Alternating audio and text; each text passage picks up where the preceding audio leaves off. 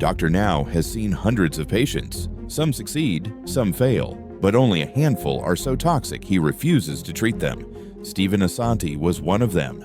Addicted to painkillers, manipulative, abusive, and unwilling to change. Today, he's heavier than ever. His teeth are gone, his marriage has collapsed, and his only income is recording cameos for over $1,000 each. So how did Steven Assanti go from national TV fame to being remembered as my 600-pound life's worst patient ever? Steven Assanti had burned every bridge. He lied to Dr. Now about his weight. He snuck painkillers from hospitals. He stole medication from his own brother. Every warning, every second chance, ignored. By the end, even Dr. Now's patience had run out. He delivered a rare verdict. Steven was done. No more treatment, no more lifelines. And without Dr. Now, Steven unraveled fast. He ballooned back up, nearly toothless, isolated, and bitter. His marriage collapsed under the weight of lies and relapse. And his only hustle now, cameo videos priced at over $1,000 each. Meanwhile, his brother Justin moved on, slimmer, healthier, married, running a thriving hobby shop. The perfect contrast to Steven's downfall. Steven wasn't just another failed patient. He became the cautionary tale Dr. Now never wanted to tell. Steven Assanti didn't stumble into my 600-pound life. He arrived already infamous. Just days earlier, he'd made national headlines. Kicked out of a Rhode Island hospital for sneaking in pizza while on a strict weight loss program. The story went viral. It showed the world exactly who Steven was before the cameras ever rolled. Unserious, entitled, addicted. And when the show began, nothing changed. An hour into the trip to Houston, he demanded food. Every 2 hours, another stop, another craving. His father tried to resist. Steven guilt-tripped him. If something happens to me, you'll be sorry. This wasn't hunger, it was manipulation, a weapon he'd use again and again.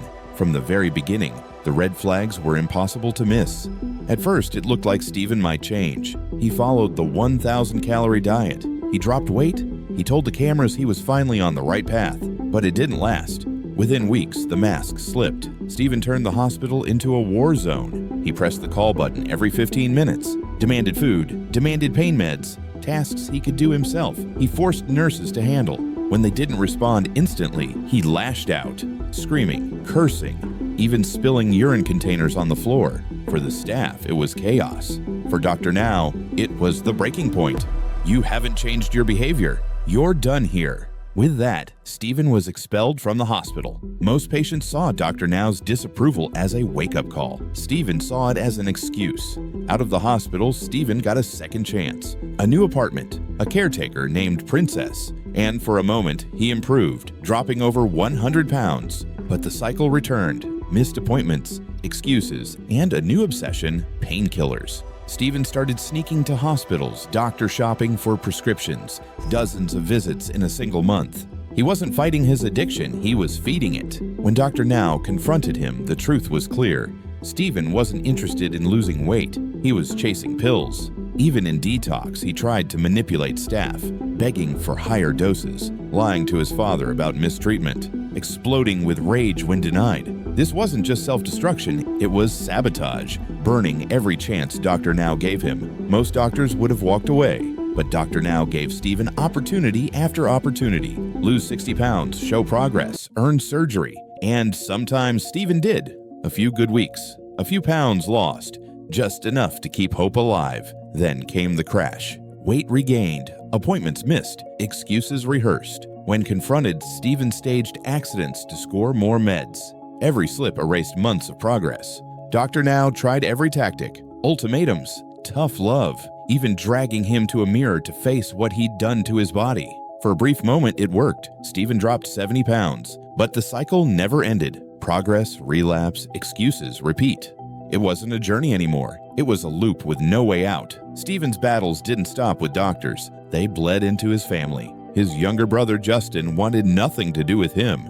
18 years of bullying had left scars. Steven hit him, stole his food, tormented him daily. Even when he was too heavy to fight, he pounded on walls until Justin gave in. On my 600-pound life, their father tried to force reconciliation. For a moment, it worked. Steven apologized. Justin hesitated but listened. It seemed like healing might be possible. Then Steven crossed the line.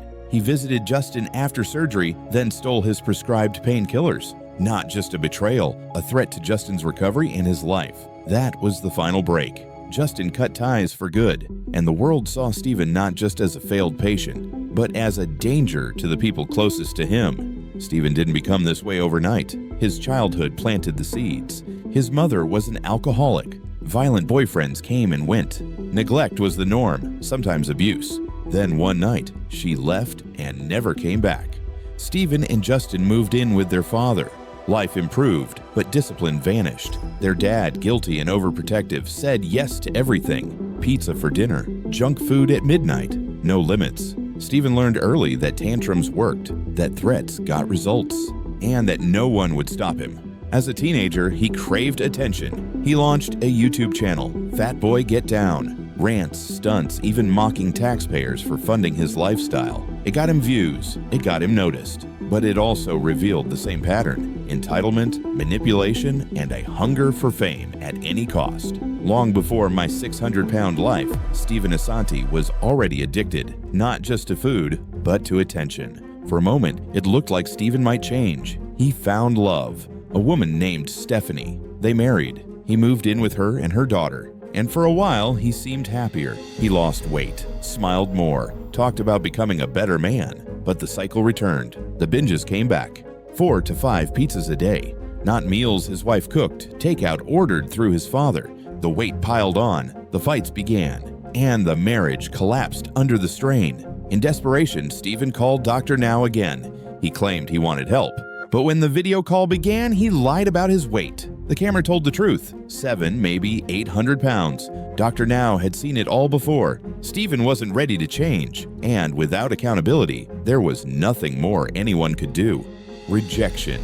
That was the final word from Dr. Now. Steven Assanti had exhausted every chance. There would be no surgery, no more program, no more help. Without the show, his decline was brutal. His health deteriorated, his teeth fell out, he gained back nearly all the weight, and the only spotlight he could cling to was Cameo, selling short clips for more than $1,000 each. The same man who once dreamed of fame now begged strangers for attention online. Meanwhile, his brother Justin built a life, slimmer, healthier, married, running his own business, a living reminder of what Steven could have been. Steven Assanti's story is not just reality TV drama, it's the blueprint of self-destruction, a cycle of excuses, manipulation, and wasted chances. And unless he changes, his ending won't be a matter of if, but when. Stories like this are more than entertainment. They're warnings. Fame, addiction, and self-destruction don't just ruin careers, they ruin lives. For more stories told raw, sharp, and unfiltered, subscribe Tales Script, because every rise has a fall.